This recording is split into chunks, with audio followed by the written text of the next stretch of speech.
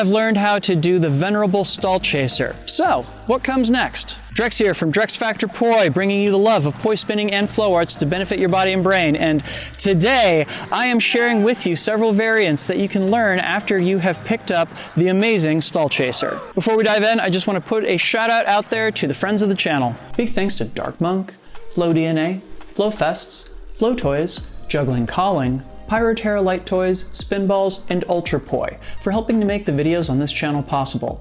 You can learn more about all these amazing companies and the work that they're doing to support flow artists like yourself by checking out the links that I've got down in the description of this video. Welcome back, friends. So the theory behind this series is that once you learn a poi trick, you might be curious what you can now do with it. What are the variants on it? What are some of the cool embellishments for it, right? This is somewhere between a tutorial and a combo in that it gives you access to some new stuff and everything, but it isn't necessarily giving you an entirely new trick per se. And this specific video was a request from Justin Coleman. Justin wanted to see a number of different tricks, and I'm going to get to all of them. So if you want to be like Justin, make sure that you make some requests down in the comments, and that way I can do one of these videos for your favorite trick. Trick of the day is stall chasers, and believe me, I get it. Stall chasers look really beautiful, but at the same time, it sometimes feels like their potential is a little bit limited.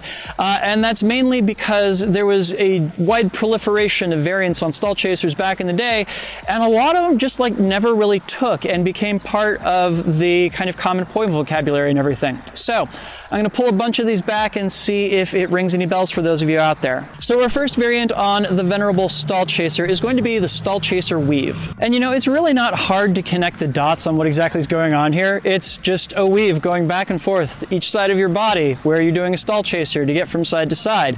The only trick here is the momentum on how this happens. You kind of have to have this feeling of weightlessness going across the top, and you have to have a feeling of moving and continuing to move across the bottom. In a lot of ways, rather than the traditional weave that feels like it goes left over, right over, left over, right over, what you're really doing here is thinking that you're going to carry both of the hands over to one side, both of the hands over to the other side. It's really just kind of moving your hands back and forth and together same from side to side of your body.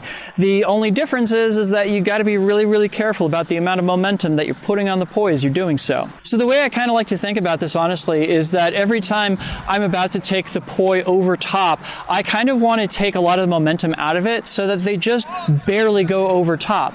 And in that way, I can get that nice tabletop feeling that we get at the top of stall chasers.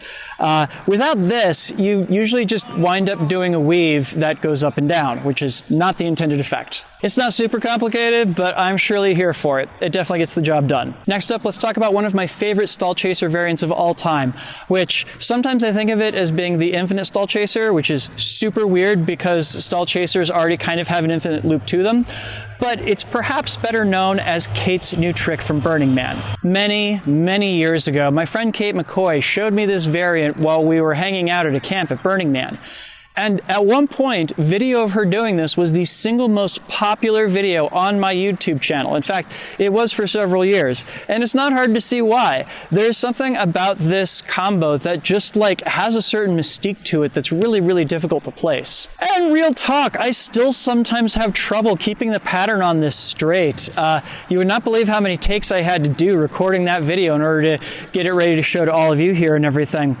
But like, really what it comes down to is making sure that the movement stays constant going all the way through it and everything.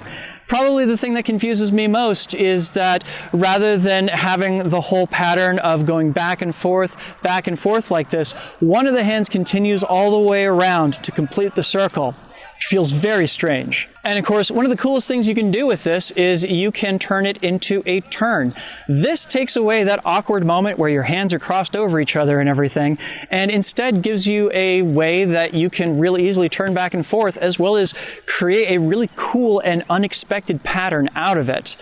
There's something about the two poi moving past each other, pointed the same direction, that somehow feels just as cool as when they're pointed in opposite directions in a stall chaser. Highly recommend this one. And finally, I'd love to talk about one of the first variants on the stall chaser that I ever learned, and I'm pretty sure that this was from my friend Teddy Petrosky.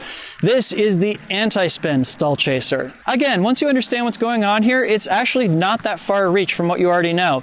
Basically, after you do your upstall, you're then going to continue the motion, not down and around, but up and around. You're just going to treat that upstall as though it was part of an anti-spin flower, giving yourself an anti-spin pedal up top and then carrying it back over to the other side. Part of what I like about this is that it keeps the entire move in the upper quadrant of the body, so that way it's one of those things that operates at a high level. Plus which, there's always been this kind of weird thing with stall chasers that they don't really feel like they're either in-spin or anti-spin, specifically because you have to do some really strange things with the momentum of the poi to make them work in the first place. So giving the audience something that they can recognize as you're performing it, I think actually goes a long way to creating something that's really cool and eye-catching. And of course, now that I'm talking about anti-spin stall chasers, I'm sure some of you are thinking about in-spin stall chasers as well. Not going to show you that particular variant in this video. I'm going to see if you can figure that one out for yourself. But hey, here's just a few more seconds of that anti-spin stall chaser, because why not? Awesome. So, those are my 3 picks for what comes next after you learn your stall chasers. I would love to see you performing one of these. Pretty please.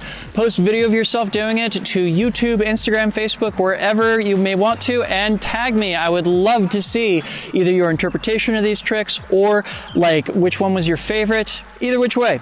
Just do it. I would love to see it. And if you got anything out of this video, please make sure to like, comment, share, and subscribe to help other people find it, as well as helping my channel grow. And finally, a huge thank you, because this video would not be possible without the kind contributions of these wonderful folks right here.